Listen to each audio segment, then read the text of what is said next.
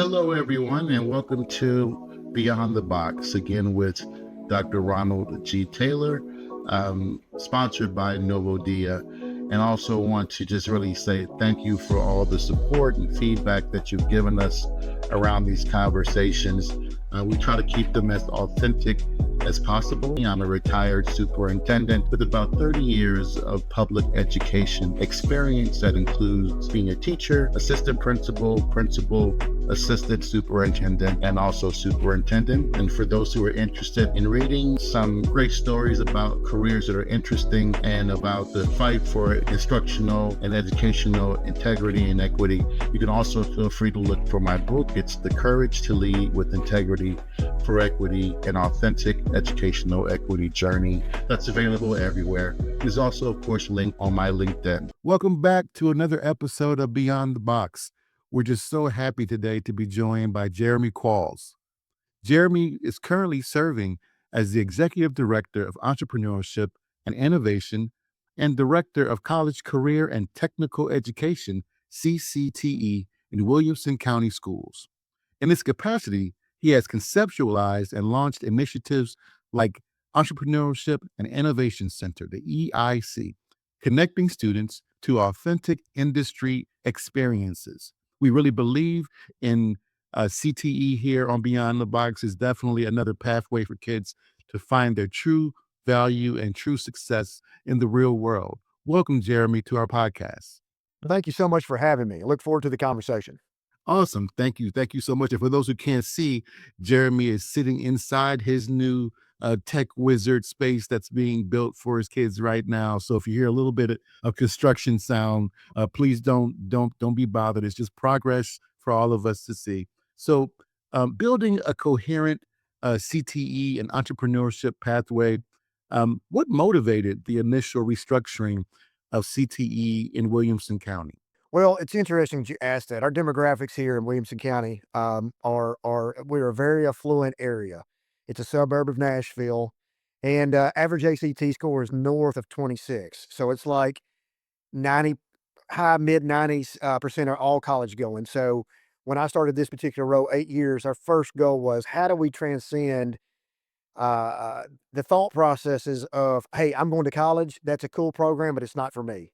So how do we take the stigma off of CTE and make it not a and or if, it is we look at CTE as bolsters your resume. I had a conversation with one of our colleges here in Nashville called Belmont University, and the provost of Belmont told me, he said, we have 30,000 applications that look just like all of your students. And I said, well, what differentiates your application process? And he said, we've started for the first time taking it into account. What extra are you doing? What portfolio have you built? Have you taken CTE classes? Have you done anything entrepreneurially, just to make you stand out? So then we took that and we're shifting the paradigm here of using CTE for people to get into their dream schools, and it's starting to become a reality. And then our number one supporter in CTE here in Williamson County is our chamber. In our Chamber of Commerce, we have a couple of blue chip companies that are headquartered here in Franklin, in Williamson County. We got Mars Pet Care, we have Tractor Supply, we have Schneider Electric that are on that Fortune 500 list. So we started looking at how do we work with these companies for these kids to do true workforce development and for them to take that talent here and keep it and have relationships with kids and develop pathways that they have their DNA on it so these kids come back. So you take all of that, and then our chamber provides a trip annually where we call it Williamson Forward, and we go to a sister city that has the same demographics, and we look at transportation, infrastructure, and education. And we were on that trip about 10 years ago in Naperville, Illinois, and the year before that was in in Colorado. And we saw an incubator class. They had retroed a class in a high school to make it an entrepreneurial based class. And our superintendent at the time, Mike Looney, said, I know what we need to do. We have a 15,000 square foot space. Let's go back and retro it and make it an incubator that all 10 of our high school kids can have access to. And the rest was history. We started with 72 kids. We now have it at 280, and that's the max we can do with a wait list of 500 to even get in. We are the reigning national back-to-back pitch competition champions with Incubator EDU, who is our curriculum provider out of Chicago. And that's $25,000 up for those students for grabs. And we've won it back-to-back years. We don't treat it hypothetical. Our kids that are coming are very high expectation wise, and they don't treat this like a hypothetical program. They actually treat it like they are launching companies, and it's really fun when you have kids that are choosing to be there, going through an application process to even be in the building, and then in setting their sights extremely high to become real entrepreneurs. Oh man, that is so exciting. A couple things that you shared really rang with me because I had the opportunity as a superintendent here in New Jersey to relaunch a CTE program in a district that had to scrap it due to budget issues that happened way before I arrived. And many kids in our community were picking CTE schools over the main district high school because of what you just said, just the opportunity to really not have pretend studies. They wanted to make sure that what they were dealing with was going to really engage into their future, right? Their almost immediate future. That is so exciting. And also had the chance to work with Chamber of Commerce in my previous district and having those monthly meetings. They really wanted to know about our kids and what they were interested in. And we really wanted to know from them what they're looking for in their future workforce. So it was a really symbiotic relationship that we had. So that's fantastic. Great story. And so just thinking about the administration and you have a popular program now that's super innovative and getting national attention. What's the application and selection process like?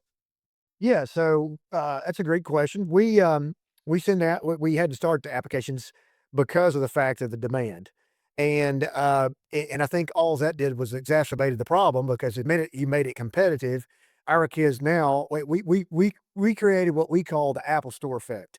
We're waiting in line for the next iPhone. We really don't even know what's happening, but we don't want to miss out, so we're waiting in line. So what we look at is honestly, or we kind of morphed into I wish we designed the whole program around, I wish I would have had this when I was in high school. I was not a great student. I was an athlete, and the only thing that kept my head under the radar was basketball. I was fortunate enough to play college basketball, but if I didn't have that outlet, there's no telling what road I would have gone down. And we say this a lot. We find the kids lie at the Entrepreneur Center because they hadn't found it in a traditional classroom where they're sitting in rows of 5 by 5. So what we started looking at was GPA a heavy indicator of a kid needing to be in our program? And we said no. Is discipline? Yes, because they're coming and they're sitting. We have the most diverse population out of that 280. You're sitting at a table, you could be, potentially sitting at a table with somebody from a total different school, a total different socioeconomic background, and you would never even know it, right? We have perfect ACT kids that come to this program. We have national merit finalists, and we have kids that are really living out of a van. And that's what I love about this program, and they don't even know it. And they're starting to work together and they're creating business together. So we took two things in high regard. Number one is, are you showing up for school? Your tardies, and you're making sure that your attendance is there because you're going to work with a group of kids, and you don't want to not pull your weight. And number two was your obviously your discipline record. I tell you one thing that shows the power of the program. We took a kid once. We have recommendations as well from teachers that we take into effect. I got a call from an assistant principal once on a kid that we took at our most affluent school, and they're like, "I can't believe you're taking this student. They're not going to produce. They're not going to be good for you, and they've been a little bit of a problem here." At Christmas, I got a phone call from that same AP, and they're like, "I don't know what you're doing. This kid has changed." And I was like, it's you. We provided a space of success for them. That's what they're not sitting in these math classes and English classes and sitting in rows of 5 by 5.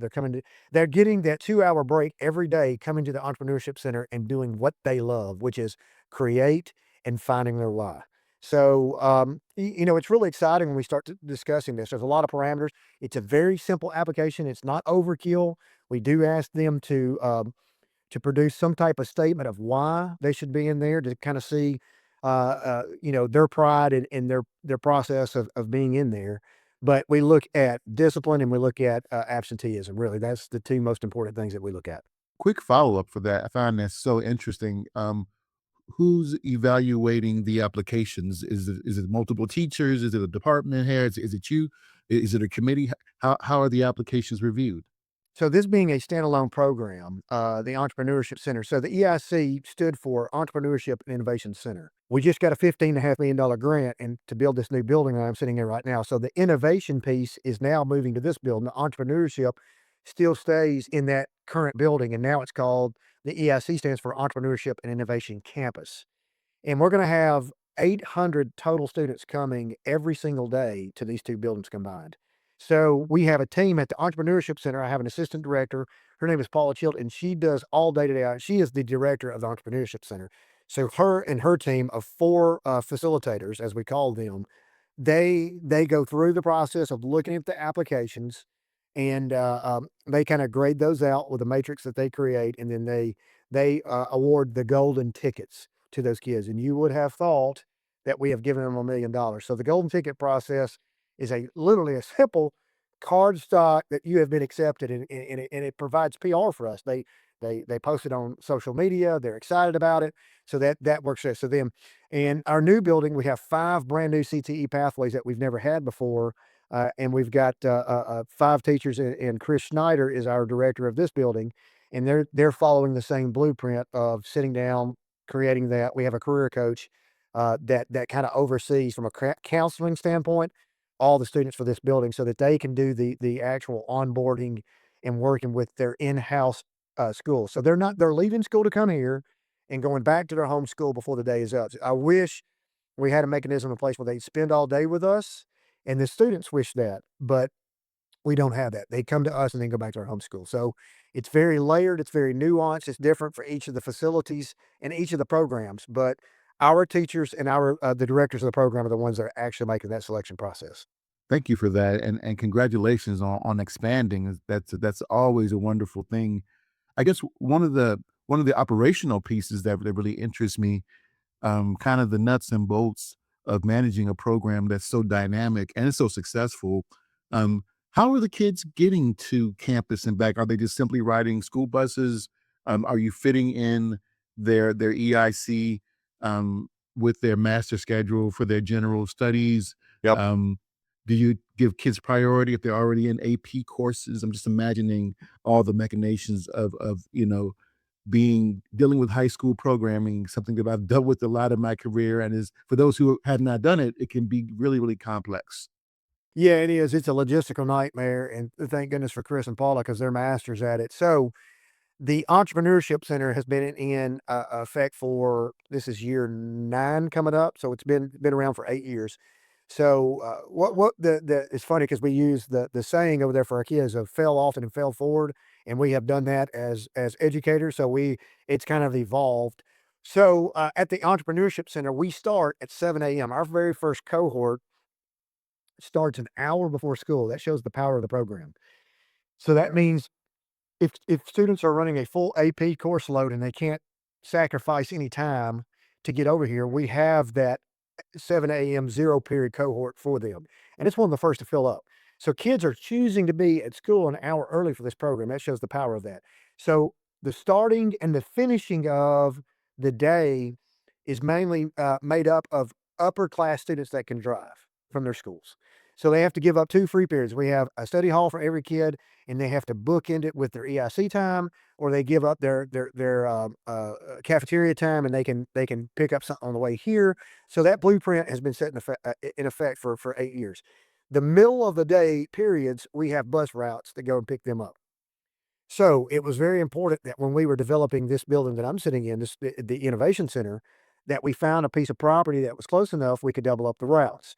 Well, we were fortunate enough, as part of that chamber trip that I spoke of earlier, our county mayor goes on those trips, and where I'm sitting right now used to be county government property, and it was an old animal control center, and they moved it out, and they developed a new center, and it's just kind of been an eyesore. It's just sitting here vacant for the last 6, 7 years. And he ended up giving us the property next to the Entrepreneurship Center to develop this new building. So now we can double up the routes, right?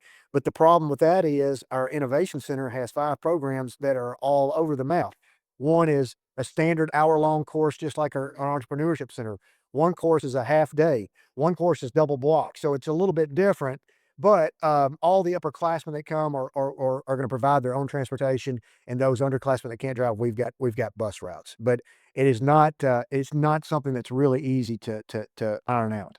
Oh, you expressed that so well. I think for those who may have never sat on the other side of managing a high school, a comprehensive high school, much less an innovative program like yours, and dealing with, I always say that the master schedule is kind of the central nervous system of a high school, right? No one notices it until there's a problem. And when you're dealing with block scheduling, maybe even modified block or traditional scheduling, and then trying to have out off campus partnerships, that is just a huge jigsaw puzzle. So kudos on managing it well, and making it so successful. And there's so much research out there around high school kids not getting enough sleep.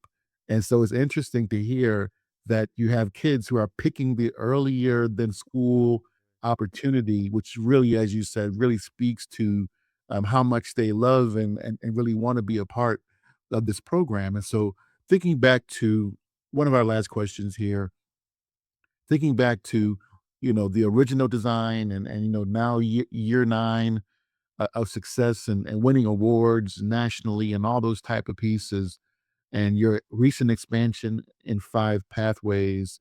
Where do you see your program 10 years from now?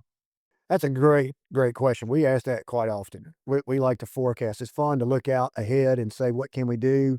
If you'd have told me 5 years ago that you were going to have a $15 million building opening in the year of 26, 27, I would have laughed at you.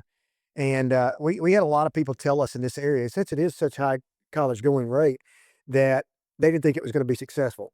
You've got this innovation center with 5 CTE pathways. Nobody's going to take it. Our maximum is 525 seats, and we've got a wait list right now to even get in this place. And one of our litmus tests for this place was we were going to have one traditional vocational programming. One. We're going to start with that just to show that in a high affluent, high college going area, the trades are still alive, and there are still students that need this why. So we went out and we got told no so many times by partners. It's almost comical at this time. And then we landed our first financial partner in this building with Thompson Caterpillar. So Caterpillar Heavy Machinery. And we opened it up with another partnership in tow, which is the Tennessee Colleges of Applied Technology. So that is our trade schools in the state of Tennessee, post-secondary institutions. They are providing the instructor. Caterpillar is providing the infrastructure around this thing, and we have a wait list. It's the longest wait list. Our traditional vocational program has 40 seats, and we had over 200 applications for people to get in. And I was like, okay, we're on to something. And so then we were like, okay, once we open the doors here, what's next? So the first iteration of what's next of 2.0 of this facility with the 5 programming is the communal aspect. What happens from 3 o'clock to 8 o'clock? How do we open the doors to our community? That's how we get our mentors. How do we get more people, um, more eyeballs on this place so that word of mouth continues to spread? How do we open the doors to allow an adult to come in and get a certification in heavy diesel machinery? How do we allow our chef and our hospitality, tourism, and culinary program to open the doors to do cooking classes? How do those questions are starting to be asked, and we're looking at that next iteration over the next 2 to 3 years. But I really honestly believe that in 10 years' time, we will have wished that we built a bigger space and just future proofed it. And even if we built a second and a third floor on this building and shelled it out for future proof, we're going to wish that we had done it. I really honestly believe that we will be looking for a next location with new and additional programming coming in tow. I really do believe that.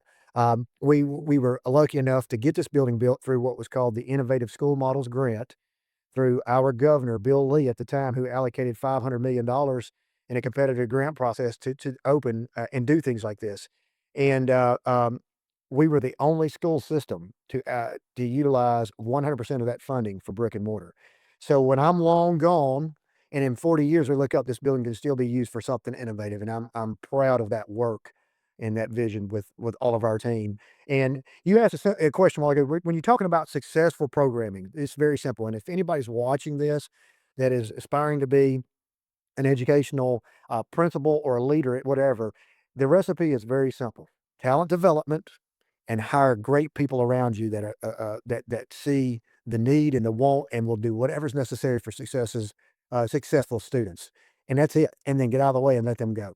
That's truth. I am so fortunate for the team that we have. I could never have done this by myself. I'll throw a crazy idea out there and it's like, that's terrible. Well, that's great. And we go forth and conquer after that. So it's really simple. When you have a great team, anything can happen. And I'm sitting in 25,000 square foot facility that will tell you the same, because the team that we have. Well said. I can't think of a better way for us to end on that. For those folks who have, read my book or been doing work with me around leadership development, I say that all the time. I built a great team, and the great team helped us to get our kids where they need to be, right? We're not superheroes as leaders, but we can sometimes recognize those folks out there who have such great potential and passion for our kids. And it's our job to really get those folks in front and really help us to do this magical work. So I'm so impressed with your program and your growth, and I'm sure that you'll hear some people reach out to you from this podcast, because there's definitely some interest out there in finding new ways for us to connect with our kids and figure out what interests them and move away from some of the traditional approaches, as you called it, the 5x5 classroom, right? There's definitely room for a lot more. And I'm looking forward to learning more about and following you and your program success. So thank you again, Jeremy, for being with us on Beyond the Box. And thank you for everyone who took time to learn more about this fantastic approach and program. Thank you. Thank you.